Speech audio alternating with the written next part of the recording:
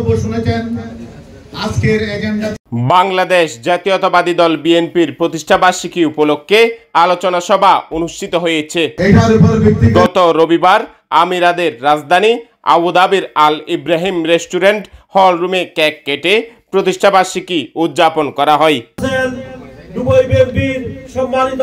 UAE বিএনপির আহ্বায়ক কমিটির সদস্য ইসমাইল হোসেন তালুকদারের সভাপতিত্বে অনুষ্ঠান যৌথভাবে সঞ্চালনা করেন তরুণ রাজনীতিবিদ শাকাওয়াত হোসেন বকুল, ইকবাল হোসেন, ইমন হোসেন ও আরিফ উদ্দিন।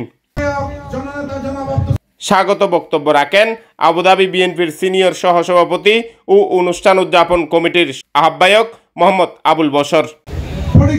এতে প্রধান অতিথি ছিলেন ইউএই বিএনপির কেন্দ্রীয় যুগ্ম আহ্বায়ক আব্দুল সালাম তালুকদার। প্রধান বক্তা ছিলেন দুবাই বিএনপির সভাপতি মোহাম্মদ রফিকুল আলম। বিশেষ অতিথি ছিলেন ইউএই কেন্দ্রীয় বিএনপির আহ্বায়ক কমিটির সদস্য এস.এম. দিদারুল আলম, প্রকৌশলী শাহ আলম, নূর হোসেন সুমন, মাওলানা আবুল কালাম আজাদ, মুদাসের সাহা, শাহাদাত হোসেন সুমন, নাসির উদ্দিন চৌধুরী ও মজিবুল হক মঞ্জু।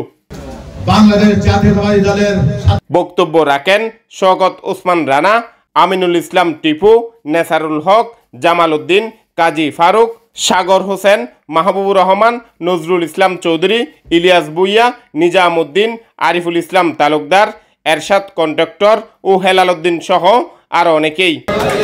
অন্যান্যের মধ্যে উপস্থিত ছিলেন গাজী সেলিম, মিন নাসির, সেলিমুল্লাহ সেলিম, ফারুক আফসারি, রাকিবুল ইসলাম, ইব্রাহিম, নুরুল হক, জাবেদ, জালাল উদ্দিন ও আনিস সহ আমিরাতের বিভিন্ন অঞ্চল থেকে আগত বিএনপি সহযোগী ও অঙ্গ সংগঠনের অসংখ্য নেতৃবৃন্দ।